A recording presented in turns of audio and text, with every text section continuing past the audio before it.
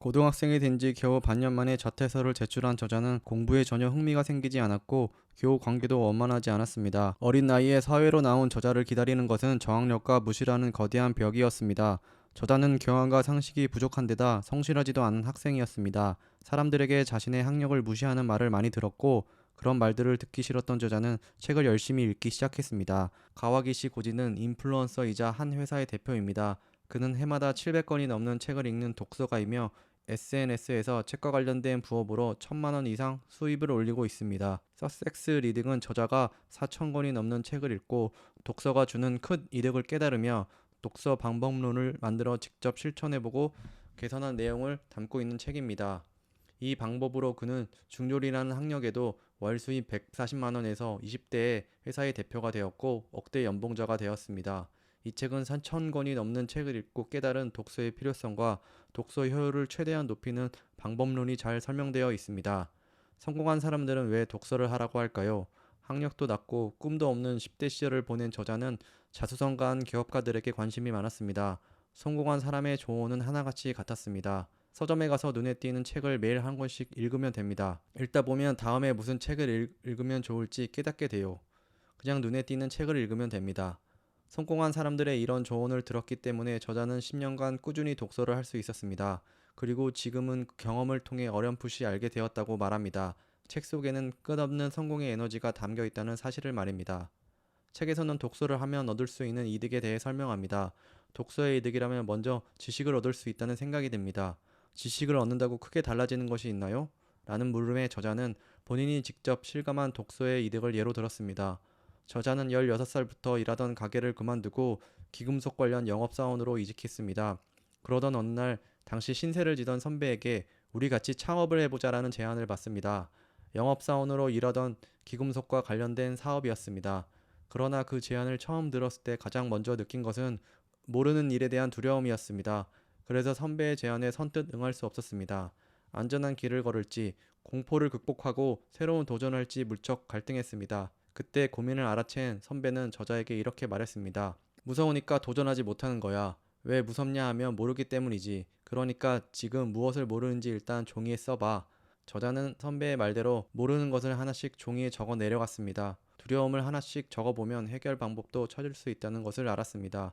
자신이 무엇을 모르는지 알면 공포가 줄어들고 도전에 대한 심리적 문턱도 낮아진다는 사실을 말입니다. 이러한 방법으로 저자는 창업에 대한 공포를 하나씩 극복하고 마침내 독립을 하겠다는 결단을 내릴 수 있었습니다. 처음으로 두려움을 극복한 순간이었습니다.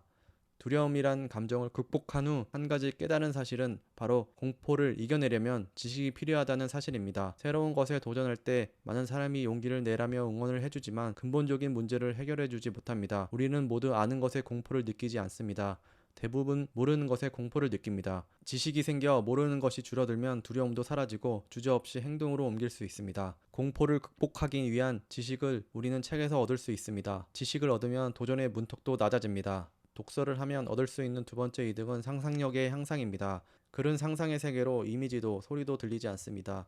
글로만 표현되기에 제한이 많은 지루한 것처럼 보이지만 그래서 더욱 자유롭게 상상의 세계로 이끌어줄 수 있습니다. 어떤 문장을 보면 인간은 상상하기 시작합니다. 이것이 바로 글이 가진 힘입니다. 경치와 감동을 표현하는 소리와 상상의 나래를 펼쳐 온갖 것을 머릿속으로 그려낼 수 있습니다. 글로만 읽는 독서와 달리 음성은 낭독자의 미세한 높낮이나 뉘앙스가 내포되어 있고 영상은 더 많은 시각, 청각 정보가 더해집니다. 책은 가장 단순하면서 주어지는 정보량이 적은 미디어입니다. 책처럼 장식이 적은 미디어는 내가 상상으로 부족한 부분을 보완하려 합니다. 영상으로는 붉게 물든 저녁놀과 지평선 저편의 풍경을 전달할 수 있지만 문장으로는 그런 풍경을 모두 묘사할 수 없습니다.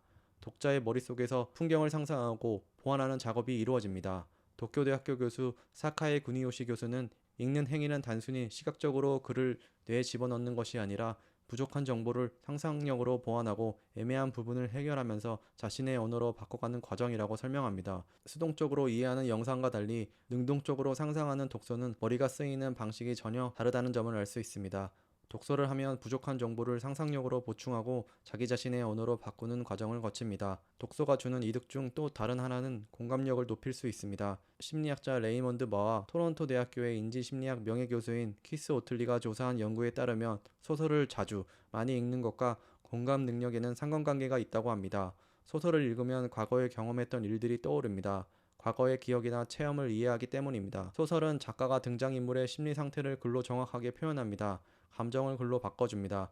그 글을 읽고 독자들은 등장인물의 심리와 감정을 자신의 체험과 연결시키고 이해하면서 소설 속에 일어나는 이야기를 유사하게 체험할 수 있습니다. 레스터 대학교 연구에서도 뇌가 소설을 읽을 때 자기가 체험할 때와 동일한 반응을 보인다는 결과가 나왔습니다. 소설에서 다양한 인물들의 입장과 처환경을 체험함으로써 책을 읽는 독자들은 공감력을 기를 수 있는 것입니다. 우리는 소설을 읽음으로써 과거의 체험과 결부시켜 새로운 생각을 얻고 다른 사람을 이해할 수 있는 것입니다. 저자의 독서 목표는 가치를 높이기보다 한 권이라도 더 재미있게 읽고 싶다입니다.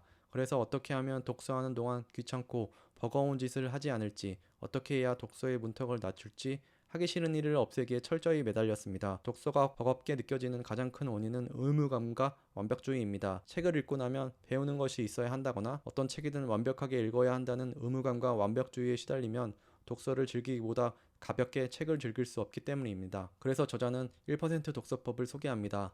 하루는 24시간이고 총 1440분입니다.